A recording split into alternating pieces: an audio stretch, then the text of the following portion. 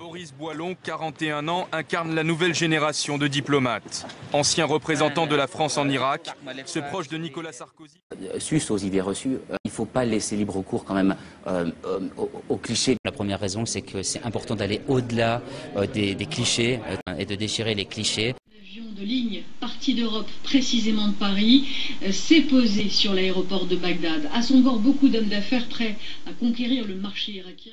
Nous avons évidemment l'intention de prendre de plus en plus de place dans ce pays. C'est la raison pour laquelle, en particulier, le président Sarkozy est venu lui-même en février 2009.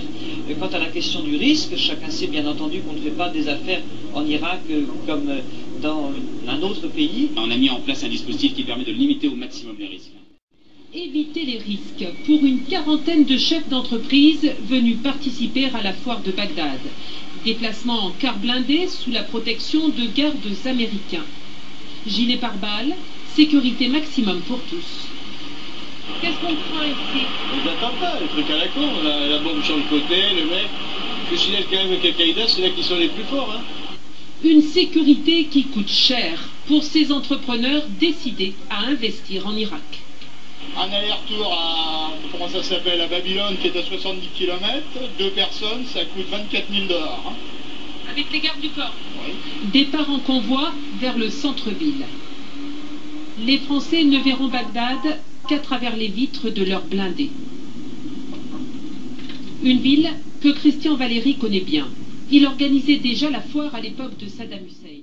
Parce que moi, mon intérêt, c'est qu'entre la France et l'Irak, les relations se développent dans tous les domaines, culturels, politiques, économiques, évidemment. Et donc, mon intérêt, c'est d'essayer de déchirer le voile et de faire apparaître la situation telle qu'elle est dans sa réalité, c'est-à-dire dans une situation qui est beaucoup plus avantageuse, d'essayer de convaincre et de montrer qu'il y avait des choses à faire en Irak, que la France devait opérer un retour gagnant en Irak.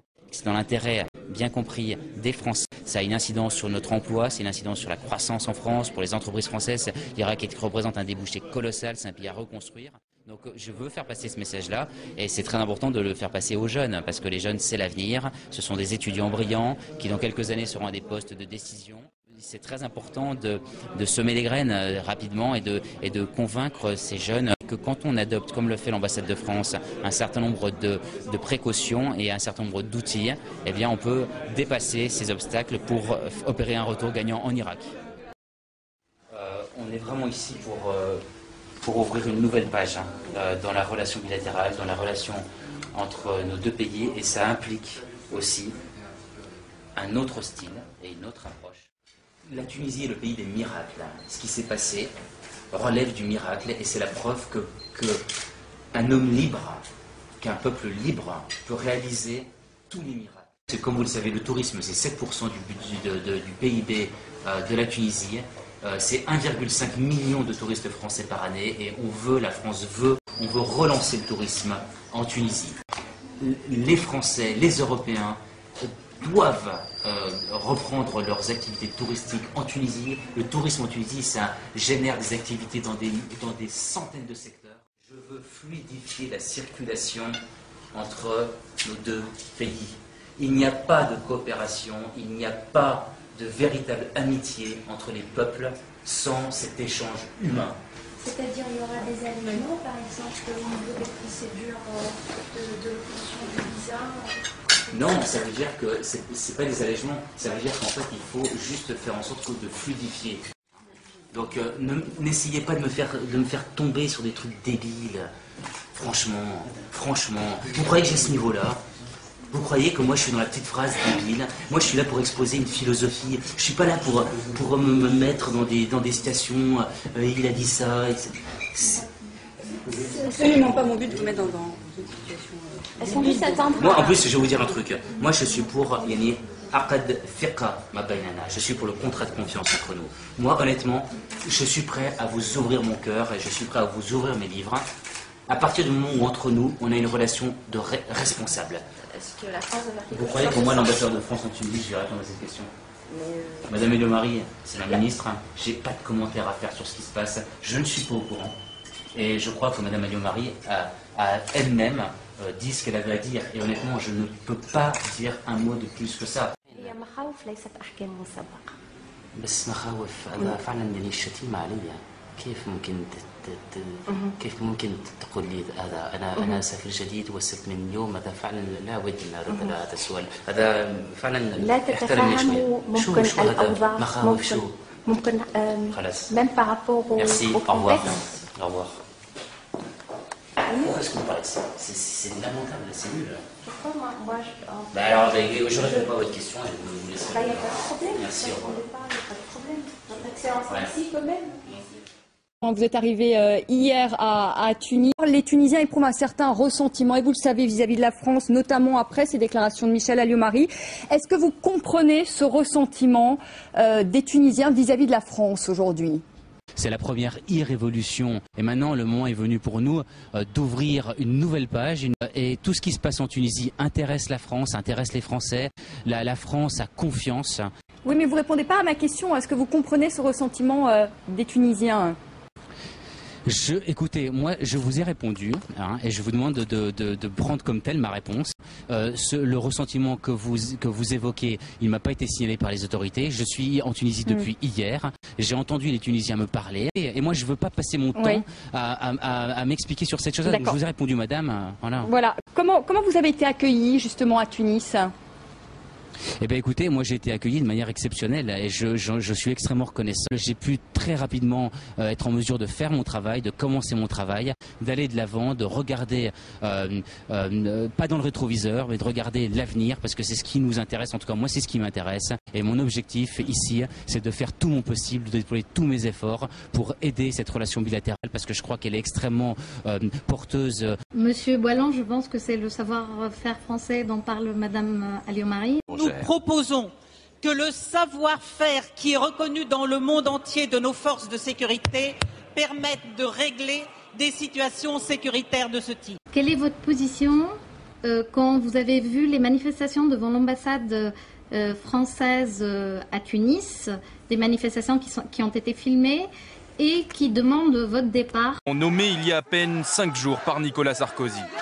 Il a été arrogant, il a été insolent avec les journalistes.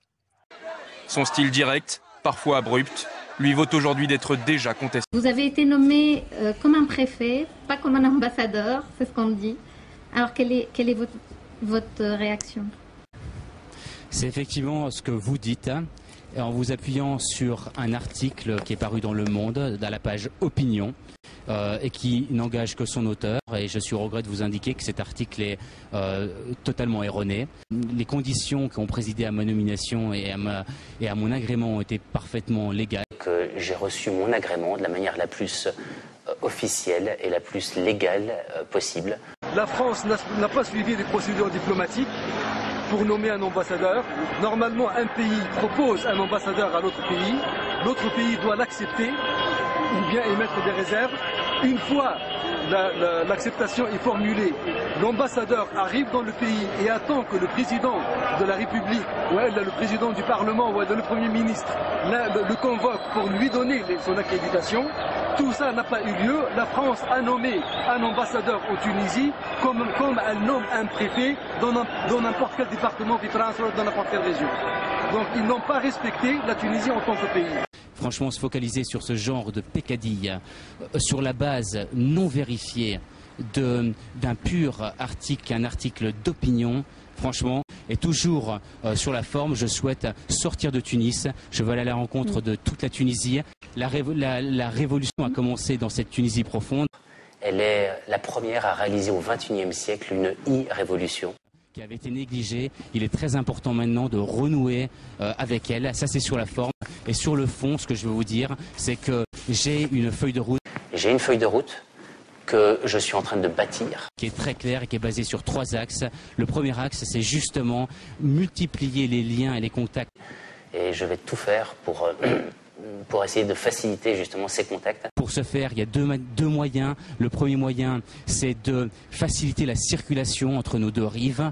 L'humain, c'est la circulation. C'est permettre à tout Tunisien de se rendre en France, s'il le souhaite, pour aller faire du tourisme. C'est permettre aux entreprises françaises, aux touristes français de revenir. Les Français doivent revenir en Tunisie, faire du tourisme, bronzé citoyen, bronzé solidaire. Par ailleurs, le deuxième axe, c'est évidemment l'axe économique. Comment aider la Tunisie à recréer des emplois, comment l'aider à moderniser son économie. Il faut savoir qu'il y a plus de 1200 boîtes françaises qui sont présentes en Tunisie, qui emploient plus de 100 000 Tunisiens. Le troisième axe de mon action, ça va être d'accompagner l'état de droit en Tunisie. Et je termine en disant une chose, la France n'a pas de leçons à donner dans le domaine de l'état de droit. Et je souhaiterais qu'on cesse de m'embêter avec des polémiques qui n'ont pas lieu d'être, des polémiques qui ne reposent sur rien. Et quand on parle de tourner la page, eh bien, je pense aussi que certaines personnes mal intentionnées auraient également intérêt à la tourner. La deuxième raison, c'est que cet imbécile d'ambassadeur qui s'appelle Boris Boyon, c'est quelqu'un qui était en Irak. Il a œuvré, il a travaillé pour la déstabilisation de l'Irak. C'est quelqu'un qui était pour la guerre en Irak. C'est quelqu'un qui est contre la nation arabo-musulmane. Voilà les deux raisons pour lesquelles on veut que cet imbécile dégage. J'ai l'impression que vous êtes un petit peu habitué à la prise de fonction d'ambassadeur dans des pays où il y a des chutes de régime. Il y a eu l'Irak, et là c'est l'ère Ben Ali qui est révolue. C'est vrai que c'est toujours intéressant d'arriver dans un pays quand il y a des choses à faire ou à refaire. Et je vais tout faire pour essayer de faciliter justement ces contacts, société à société, essayer de promouvoir le développement économique, culturel, commercial, dans tous les domaines. Yes, Bibi. Je pourrais l'appeler, je l'appellerai, ce petit fréluquet. Ce petit fréluquet. Ce petit fréluquet, donc, comment donc ce bébé de la politique a atterri dans une ambassade et dans un pays comme la Tunisie? Celui qui a eu ce génie, cette idée de génie de nommer, et ils ont raison, vous n'avez pas votre place en Tunisie. Vous avez rangé votre serviette devant le monde entier, on vous a vu à la télévision. Retournez donc, petit, chez vous, apprendre les bonnes manières, apprendre à respecter les gens.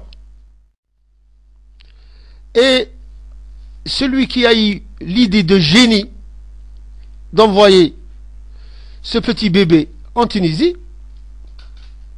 nous croyons savoir que c'est l'homme le plus célèbre de France. Et entre guillemets, on l'appelle Monsieur Barre-toi, pauvre con. Qu'est-ce qu'on attend de la France exactement? On attend de la France à ce qu'elle assume ses responsabilités. La France est un pays ami avec lequel nous sommes liés depuis plusieurs milliers d'années. Ça ne date pas d'aujourd'hui.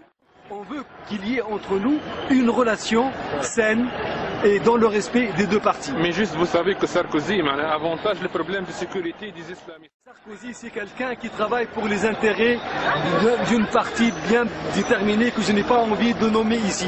Sarkozy, c'est quelqu'un qui est incompétent et n'a pas été en capacité de résoudre le problème de son pays, de la France qui est mon pays aussi.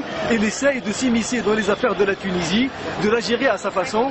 Et tout ce qu'il peut faire, c'est de la foutre dans la merde. Il a foutu la France dans la merde depuis qu'il a pris la présidence. Et il essaye de foutre la Tunisie dans la merde parce qu'il ne sait pas faire autre chose. Alors, il faut aussi savoir que les Tunisiens ont quand même gardé en mémoire, ils n'oublient pas le fait qu'au moment des émeutes, la France avait un peu tardé à condamner la répression des manifestations et à soutenir la révolution tunisienne. Que la France a confiance et qu'on fera tout ce que les Tunisiens nous demanderont. Il y a trois axes principaux. Le premier axe principal, c'est tout ce qu'on appelle, disons, le rétablissement ou le renforcement plutôt de la confiance. Tout ça, ce sont des choses qu'on va mettre en œuvre. C'est ce premier acte qui consiste à faciliter, pas faciliter. Moi, ce que je veux réhabiliter au cœur de notre relation, c'est l'humain. Les moyens, monsieur l'ambassadeur. L'Union européenne vient d'annoncer 258 millions d'euros d'ici à 2013. La France, 353 000 euros pour aider les plus vulnérables. C'est pas beaucoup quand même. Il s'agit de deux choses totalement différentes. Et je vais y venir. Le premier axe, c'était l'humain, comme je vous l'ai dit. Le deuxième axe, puisque vous insistez, c'est évidemment l'économie. En facilitant, en aidant l'emploi. Boris Boilon, 41 ans, incarne la nouvelle génération de diplomates.